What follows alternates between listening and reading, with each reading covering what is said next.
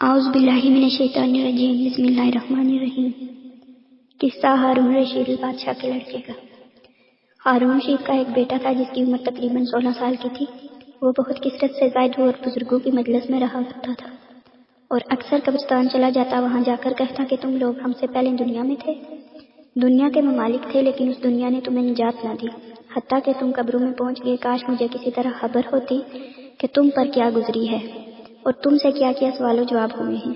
اور اکثر یہ شعر پڑا کرتا: مجھے جنازے ہر دن ڈراتے ہیں اور مرنے والوں پر رونے والیوں کی آوازیں مجھے غمگین رکھتی ہیں۔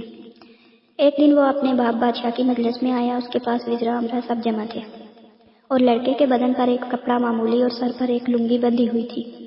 راکین سلطنت آپس میں کہنے لگے کہ اس باقل لڑکے کی حرکتوں نے امیر المومنین کو دوسرے بادشاہوں کی نگاہ میں ذلیل کر دیا ہے۔ اگر امیر المومنین اس کو نصیحت کریں تو شاید یہ اپنی حالت سے باز آ جائے۔ امیر المومنین نے یہ بات سن کر اس سے کہا کہ بیٹے، تم نے مجھے لوگوں کی نگاہ میں ذلیل کر رکھا ہے۔ اس نے یہ بات سن کر باپ کو تو کوئی جواب نہیں دیا، لیکن ایک پرندہ وہاں بیٹھا تھا، اس کو کہا کہ اس ذات کا واسطہ جس نے تجھے پیدا کیا تو میرے ہاتھ پر آ کر بیٹھ جا۔ وہ پرندہ وہاں سے اڑ کر اس کے ہاتھ پر آ کر بیٹھ گیا، پھر کہا کہ اب اپنی جگہ پر چلا جا۔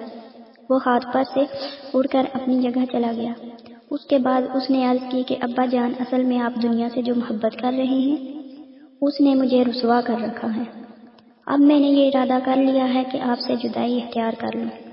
یہ کہہ کر وہاں سے چل دیا اور ایک قرآن شریف صرف اپنے ساتھ لیا۔ چلتے ہوئے ماں نے ایک بہت قیمتی انگوٹھی بھی اس کو دے دی کہ احتیاط کے وقت تو اس کو فروخت کر کے کام میں لائے۔ وہ یہاں سے چل کر بصرہ پہنچ گیا اور مزدوروں میں کام کرنے لگا۔ ہفتے میں صرف ایک دن کو مزدوری کرتا اور 8 دن وہ مزدوری کے پیسے خرچ کرتا اور 8ویں دن پھر مزدوری کر لیتا اور 1 درہم اور 1 وان یعنی درہم کا چھٹا حصہ مزدوری لیتا، اس سے کم یا زیادہ نہ لیتا۔ 1 وانق روزانہ خرچ کرتا۔ ابو عامر بصری کہتے ہیں کہ میری ایک دیوار گر گئی تھی، اس کی بنوانے کے لیے میں کسی معمار کی تلاش میں نکلا۔ کسی نے بتایا ہوگا کہ یہ شخص بھی تعمیر کا کام کرتا ہے۔ میں نے دیکھا کہ نہایت خوبصورت لڑکا بیٹھا ہے، ایک زنبل پاس رکھی ہے اور قرآن شریف دیکھ کر پڑھ رہا ہے۔ میں نے اس سے پوچھا کہ لڑکے مزدوری کرو گے؟ کہنے لگا کیوں نہیں کریں گے، مزدوری کے لیے تو پیدا ہی ہوئے ہیں۔ آپ بتائیں کیا خدمت مجھ سے لینی ہے؟ میں نے کہا گارے مٹی تعمیر کا کام لینا ہے۔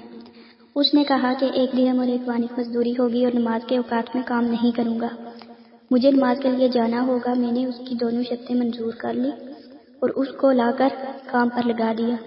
مغرب کے وقت جب میں نے دیکھا تو اس نے 10 آدمیوں کی بقدر کام کیا۔ میں نے اس کو مزدوری میں 2 درہم دیے، اس نے شرط سے زائد لینے سے انکار کر دیا اور 1 درہم اور 1 وانق لے کر چلا گیا۔ دوسرے دن میں پھر اس کی تلاش میں نکلا، وہ مجھے کہیں نہ ملا۔ میں نے لوگوں سے تحقیق کیا کہ ایسی صورت کا ایک لڑکا مزدوری کیا کرتا ہے، کسی کو معلوم ہے کہ وہ کہاں ملے گا؟ لوگوں نے بتایا کہ وہ صرف شنبہ ہی کے دن مزدوری کرتا ہے، اس سے پہلے تمہیں کہیں نہیں ملے گا۔ مجھے اس کے کام کو دیکھ کر ایسی رغبت ہوئی کہ میں نے 8 دن تک اپنی تعمیر بند کر دی اور شنبہ کے دن اس کی تلاش میں نکلا۔ وہ اسی طرح بیٹھا قرآن شریف پڑھتا ہوا ملا۔ میں نے سلام کیا اور مزدوری کرنے کو پوچھا۔ اس نے وہی پہلی 2 شرطیں بیان کی، میں نے منظور کر لی۔ وہ میرے ساتھ آ کر کام میں لگ گیا۔ مجھے اس پر حیرت ہو رہی تھی کہ پچھلے شنبہ کو اس اکیلے نے 10 آدمیوں کا کام کس طرح کر لیا۔ اس لیے اس مرتبہ میں نے ایسی طرح چھپ کر کے وہ مجھے نہ دیکھے اس کے کام کرنے کا طریقہ دیکھا تو یہ منظر دیکھا کہ وہ ہاتھ میں گارا لے کر دیوار پر ڈالتا ہے اور پتھر اپنے آپ ہی ایک دوسرے کے ساتھ جڑتے چلے جاتے ہیں۔ مجھے یقین ہو گیا کہ یہ کوئی اللہ کا ولی ہے اور اللہ کے اولیاء کے کاموں کی غیب سے مدد ہوتی ہی ہے۔ جب شام ہوئی تو میں نے اس کو 3 درہم دینا چاہے، اس نے لینے سے انکار کر دیا کہ میں اتنے درہم کیا کروں گا، اور 1 درہم اور 1 وانق لے کر چلا گیا۔ میں نے 1 ہفتہ پھر انتظار کیا اور تیسرے شنبہ کو پھر میں اس کی تلاش میں نکلا، مگر وہ مجھے نہ ملا۔ میں نے لوگوں سے تحقیق کیا، ایک شخص نے بتایا کہ وہ 3 دن سے بیمار ہے، فلاں ویرانے جنگل میں پڑا ہے۔ میں نے ایک شخص کو اجرت دے کر اس پر راضی کیا کہ مجھے اس جنگل میں پہنچا دے۔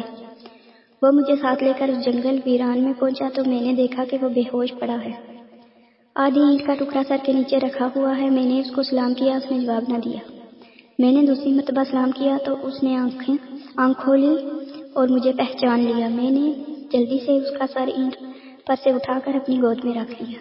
اس نے سر ہٹا لیا اور کہا، میرے دوست، دنیا کی نعمتوں سے دھوکہ میں نہ پڑ۔ عمر ختم ہوتی جا رہی ہے اور یہ نعمتیں سب ختم ہو جائیں گی۔ جب تو کوئی جنازہ لے کر قبرستان میں جائے تو یہ سوچتا رہا کر کہ تیرا بھی ایک دن اسی طرح جنازہ اٹھایا جائے گا۔ اس کے بعد اس نے مجھ سے کہا کہ ابو عامر، جب میری روح نکل جائے تو مجھے نہلا کر میرے اسی کپڑے میں مجھے کفن دے دینا۔ میں نے کہا، میرے محبوب، اس میں کیا حرج ہے کہ میں تیرے کفن کے لیے نئے کپڑے لے آؤں؟ اس نے جواب دیا کہ نئے کپڑے کے لیے زندہ لوگ زیادہ مستحق ہیں۔